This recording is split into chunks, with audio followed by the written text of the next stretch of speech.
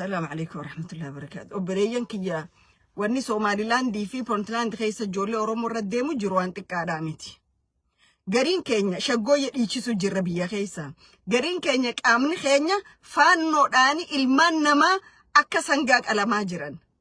Garin Kenya baha Oromiyaa dirree dhawaa keessa rasaasaan mataan keessa dhawamaa jira. Garin Kenya liyyuu haayilii Soomaaliyaa leenjisanii durriyoota gaangistaroota ona boorana naqanii waan godhuun jiran ni agarra. Yoom walii dhaabbattan, yoom walii dubbattan. Moo haquufe qabeelaa quban qabu. Kanagaan jiru kadhumu jiru quban qabu. Kanaaf Oromoo irra wanni as deemu jiru balaa guddoodha. Kana godhaa jiru mootummaa biyya sanii Itoophiyaa ka jiru purposely lola kana ka qindeessa kana cufaan uummata Oromoo fixaa jiru isa mataa isaati jechuudha. Mootummaan Shimallis Abdiisaatiif Abiy Ahmed Oromoo yoo isin gubde ijaan summii itti facaasaatii gubaa lafa isaanii abbaa feetaniif kanna. Maaliif diina weerarsitanii diinni akka ganamaa galgal dhiiga Oromoo ganna qugootan. Lubbuun Oromoo bargeeni siyaasaan taatu. Lubbuun Oromoodha lubbuu qumaara siyaasaa irratti taphatanii miti. Milishaan Oromoo ajjeesa. Liyyu haayiliin Oromoo ajjeefti. Faannoon Oromoo ajjeesa. Liyyu haayiliin Isaa Oromoo ajjeesa. Liyyu haayiliin Ogaaden Oromoo ajjeesa. Isinis Oromoo ajjeeftan. Sodummaan guddoon Oromoo irraa qabdan baareenummaan guddaan kun eessaa dhufe? Arra Oromiyaa keessatti Oromoo irra warra biraatiitu irra kabajaa qaba, irra mirga qaba. Naannaawuma Harargee baa kana keessa namuu kukkutate keessatti manneen Oromootiif qabeenya Oromoo akkam akka ta'u jiru harkaa jirraa jechuudha. Fooniin hadoonne hin ta'inaa. Fooniin hadoonne foon karkarroo qofa. Mee gaala tokko bira qaban qalan akka inni itti boo'u ilaala gaallisan. Imimmaan akka itti gayyaasu. Arra imimmaan walii yaasu dadhabne. Gaafa faannoon dhuftee faannoon kalee faannoo fedhu Abiyyi haa jaarratu. Fedhu zammaneen haa jaarratu. Faannoodha diina Oromooti. Warri faannoo Abiyyi jaarratee nuti san keessan seennu jettan isinuu hiriyoota faannooti. Yakka faannoon dalayda kana keessa harka qabdanii jechuudha. Faannoon zammanee fi Abiyyiin qabdu. Faannoon diina ummata Oromooti jechuudha. Waan diina tahanii fi Wallagga bahaa keessatti ilmaan Oromoo ciibsanii qaqqalan jechuudha. Diinummaa isaa kana ol maaliif feeta? Maaliif beekta? Akkamiif fudhatta?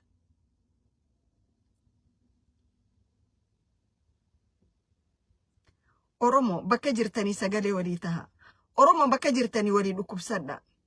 Wanni Oromiyaa irra deemu jiru waan xiqqaadhaa miti.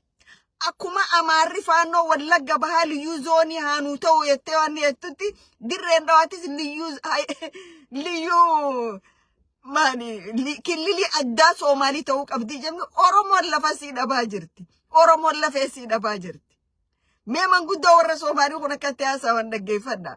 Haga burqaan eessa namni beeku ni beektan. Haga burqaa jala geenye jirraa jedhanii dhaabbatanii dhaaddachaa jiran. Keenya sheeka keenya jii, hayyuu keenya jii, polotishaanota keenya jii rakkoo isaaniitii miti jechuudha kun. Sheekotti hoggaan maqaa dhawu kara biraan nan fudhatina. Ummata rakkate tokkoof gaafa akkanaati ka sheekottiin isaanii dubbataniif gabbahanii. Ummata rakkate tokkoof gaafa ummanni isaanii akkana faannoon dhuman gabbahaniiti falmaniif jechuudha. Dheengadda gaafa Gondaritti Islaamni dhume sheekottiin Oromiyaa cufti hiriira baate. Arra garuu gaafa Wallagga baatti Oromoon akkana dhumu sheekni Oromoo tokko hin dubbanne. Kun jechuun sheeka tuquudhaa miti. Hedduun jaaladha hedduun isin kabaja. Garuu dabballee mootummaan na fakkaattan. Gaafa mootummaan hiriira baa isiniin jedhu baatan. Akkami dhiiga keessaniif hin adoonne.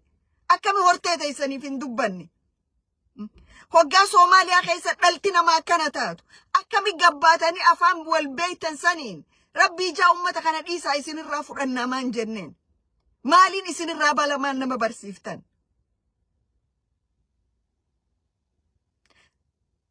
Sheeka taanaan aalimman cufti. Hayyuu taanaan ka guyyaa Oromoon akkana taatu hin dubbanneef. Hayyummaan keessaniif sheekummaan keessanii isa akka jiru hin beeku. Kana jechuun arrabaa miti. ummata keessaniif waan isin hadooduu dhabdaniifin isiniin ja'a. Ummata keessaniif waan isin quuqamuu dadhabdaniifin isiniin ja'a. Silaa arra wanni Wallagga Bahaa keessatti kun Falastiin irratti eeganamaa galgala waa barreessitan. Falastiin Islaamaa fi Kiristaanaa hin qabu. Eenyutu Falastiin Islaama qofa isiniin jee? Akka Falastiin dubbattanitti Oromoo kana dhumu jirtu tanaaf maan dubban? Moogarii keessan Prime Ministeriitu nama keeti, ganda keeti, because waan gandaati qaama kan deemu. Prime Ministeriitu ona keetirraayi. Yo inni nama ajjeese okay. Kalee gaafa wayyaaneen nama fixu okay ta'uu dhabee arra gaafa kun nama fixu maaliif okay ta'a? Lubbuun nama lubbuudha bar. Diina ta'ee kan nama ajjeesu, keetee kan nama ajjeesu shufti diinaa miti okijaati. Jarana bakka jirtanii sagalee walii ta'a hin usinaa hin callisinaa. Wanni Wallagga Bahaa ta'e kun bakka takka ta'uudhaaf ta'a. Warri faannoodhaa wajji wali sharii keettan kana jalaan baatan isinis. Okay. Warri faannoo fireeffatee ABO diinoonfatu. Ganamaa galgala dabballoota keessan ABO rabboobbaasu kana jalaan baatan. Kana jalaan baatan. Wala tinfa'u wala tishfa'u. Waa takka. Namni gaafa sabni rakkate ijarraa imimmaan hin hayne waan sabaa godhuun qabu jechuudha. Maqaan jira malee mataan hin jiru jechuudha. Warra maqaan jiru kamataan hin jirre. Warra gaafa sabni gaddaa fi gadadoo keessa seenu bakka san hin jirre jechuudha. Maqaan ni jiru mataan hin jiru jechuudha. Maal fiddan? Odoo tiruun bubbultu dhagataatii jedhan. Okay. Odoo bishaaniiti iyyinee dadhabne. Arra dhagaa taateetu uummata Oromoo fixaa jirti jechuudha. Kara kaaniin waan tokkoon ja'a kadhumaa. Wanni deemu jiru warri achi dhume kun warra Harargeetii waan Harargeetaniif kophaatti attaaktanii Oromoon waan Oromoo taateef dhumaa jirti. Oromoon waan Oromoo taateef dhumaa jirti. Ati warra achi dhumeef xabaqaa Harargee ta'uu barbaadu. Dhiiga muciyyoo teenyaata dirreedhaa wagganne qabte san deemi gumaasii baasi. Odoo kolkoleeteetuun qulqulleessin bakka biraa quballaatiin jechuu barbaadeeti.